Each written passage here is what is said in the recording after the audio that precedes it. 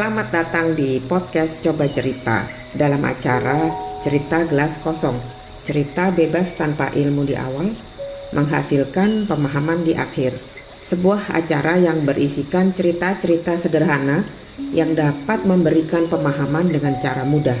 Terima kasih kepada Coba Cerita Explorer, yaitu para pendengar dan pemirsa sekalian. Semoga konten-konten kami dapat bermanfaat dan memberikan pemahaman dengan cara mudah untuk Anda.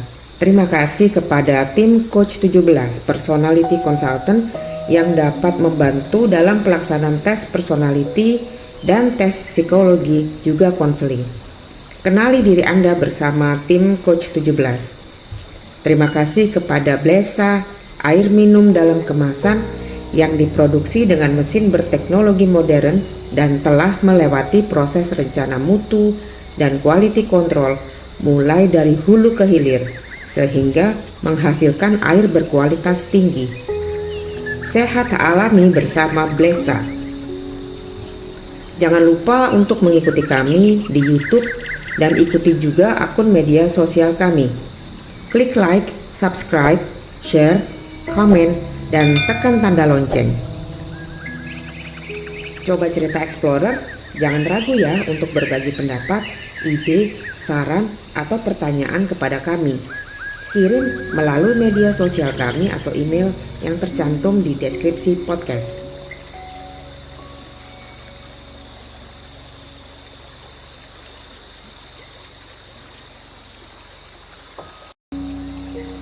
Salam jumpa semua para explorer. Cerita pada episode ini untuk mendapatkan pemahaman tentang manusia. Waduh, serem banget ya membaca, mendengar, dan menyaksikan berita-berita sekarang. Gangguan kejiwaan atau mental disorder sudah meluas dari kelompok usia anak, usia remaja, dan dewasa hingga tua. Apa yang terjadi saat ini? Kenapa sih mental manusia sangat rapuh? Di era sekarang ada istilah generasi, dan generasi yang hidup saat ini terdapat 4 generasi, yaitu generasi baby boomers, generasi X, generasi Y, generasi Z, dan generasi alpha. Setiap generasi diciptakan berbeda.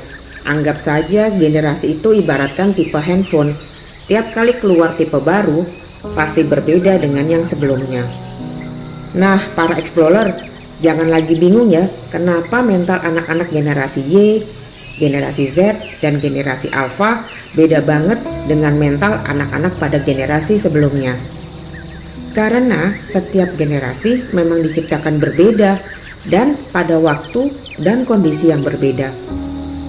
Kalau masih ada yang bingung kenapa setiap manusia adalah pribadi yang unik, para explorer simak terus ya cerita-cerita kita agar mendapatkan pemahaman. Manusia bisa diibaratkan suatu benda yang terdiri dari bagian-bagian. Ada bagian yang bisa kita lihat, kita pegang, kita amati. Ada bagian yang tidak bisa kita lihat. Dulu, organ-organ di dalam tubuh manusia termasuk yang tidak bisa dilihat. Tetapi sekarang, berkat kemajuan teknologi, organ-organ dalam tubuh manusia sudah bisa dilihat. Berarti dari sisi luar, manusia itu benda. Bisa juga disebut tempat atau wadah yang di dalamnya ada macam-macam organ yang berfungsi sebagai alat atau mesin. Kita amati saja bagian luar manusia. Ada kulit, ada kuku, ada jari, ada rambut, ada tangan, ada kaki, dan banyak lainnya. Setiap bagian-bagian yang disebut alat mempunyai kegunaan masing-masing yang melakukan suatu proses atau fungsi, sehingga menghasilkan sesuatu yang disebut output. Nah, kalau hanya mau tahu, bisa browsing di internet, tapi kalau mau tahu lebih jauh, ya harus belajar karena ada dasar ilmunya. Kalau ngomong soal proses, berarti yang dimaksud adalah sesuatu yang masuk yang disebut input, baru ada proses. Tanpa input, proses tetap terjadi walau tidak menghasilkan apa-apa. Nah, para explorer, Yang masuk sebagai input ke dalam wadah yang disebut tubuh manusia ini apa saja? Ada makanan yang berbentuk padat, ada juga yang dalam bentuk cairan yang diproses dan menghasilkan sesuatu. Ada udara yang masuk kemudian diproses dan menghasilkan sesuatu. Ada informasi yang masuk kemudian diproses dan menghasilkan sesuatu.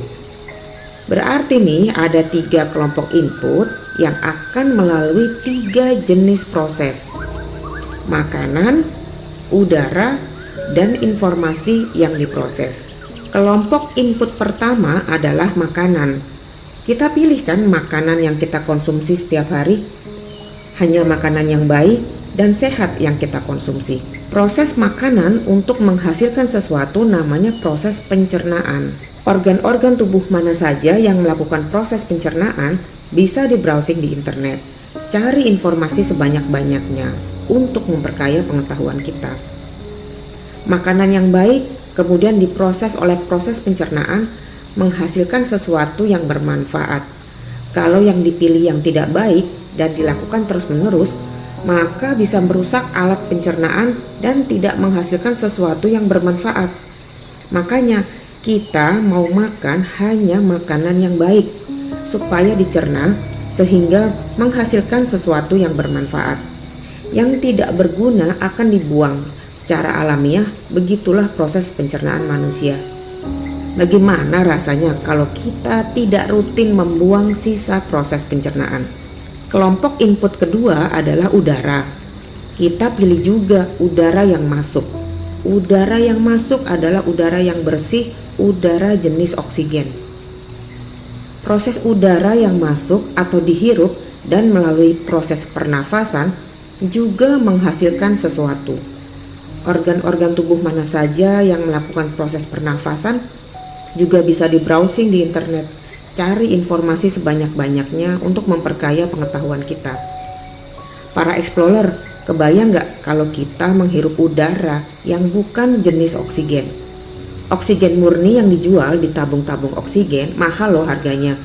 Yang gratis ya oksigen yang bebas kita hirup setiap saat ini, dari makanan yang diproses oleh mesin cerna manusia dan udara yang diproses oleh mesin nafas manusia akan menghasilkan sesuatu atau output. Untuk apa sih output yang dihasilkan itu? Output yang dihasilkan itu disebut tenaga. Apa fungsinya tenaga? Tenaga berfungsi agar manusia bisa bergerak, beraktivitas, dan melakukan banyak hal. Sama seperti proses pencernaan yang menghasilkan ampas atau sisa proses, proses pernafasan juga menghasilkan sisa. Limbah atau sisa proses pernafasan adalah CO2. Dibuang karena tidak berguna buat tubuh manusia, tetapi berguna buat tumbuh-tumbuhan. Bayangkan makanan yang kita makan setiap hari adalah makanan yang tidak sehat. Dan bayangkan juga udara yang kita hirup setiap saat adalah udara yang tidak baik. Sampai sini para explorer paham ya konsep input, proses, dan output. Kalau yang akan masuk ke dalam tubuh kita, tubuh manusia, kita pilih yang baik, bahkan ada yang memilih yang terbaik, dari setiap proses akan selalu menghasilkan sisa, limbah atau ampas yang harus dibuang secara rutin. Nah, kelompok input ketiga adalah informasi. Informasi yang masuk melalui panca indera manusia. Kemudian informasi diproses apa? Nah, para explorer, sama halnya dengan makanan dan udara, informasi juga masuk ke dalam tubuh manusia dan diproses untuk menghasilkan sesuatu. Proses informasi diubah bentuk dinamakan proses pikir. Dan output atau hasilnya apa? Hasil proses pikir juga sama seperti hasil proses cerna dan nafas, yaitu tenaga. Tenaga yang dalam ilmu fisika disebut energi. Nah, sekarang bisa direnungkan, apakah para explorer telah memilih informasi yang masuk ke dalam tubuh melalui otak atau mesin pikir? Pernahkah kita saring masuknya informasi tersebut? Pernahkah kita jaga mesin pikir kita dari informasi-informasi yang tidak baik supaya mesin pikir kita ini tetap dalam kondisi baik dan prima? Para explorer pernah kan melihat orang mengupas mangga? Yang kita lihat melalui mata langsung dikirim ke mesin pikir untuk diproses, diolah, dan mengirim balik sinyal ke tubuh. Spontan kita merasa kecut.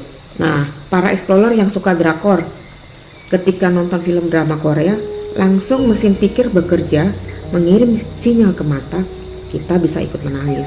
Sering pula kita mendengar orang bilang tenaganya habis setelah mendengar atau mengalami suatu kejadian. Sungguh hebat kan? Mesin pikir, mesin cerna, mesin nafas, dan juga mesin-mesin lainnya dalam wadah yang disebut tubuh manusia ini. Ini baru mencoba memahami manusia, sudah hampir 15 menit tak terasa. Kita harus sudahi dulu cerita pada episode kali ini. Para explorer baru setetes yang masuk dalam gelas kosong ini. Simak terus ya episode berikutnya. Terima kasih kepada tim Coach 17. Bila ada yang ingin mengikuti tes kepribadian dan tes psikologi, bisa langsung hubungi tim Coach 17 melalui nomor handphone dan email berikut. Sampai jumpa di episode lainnya.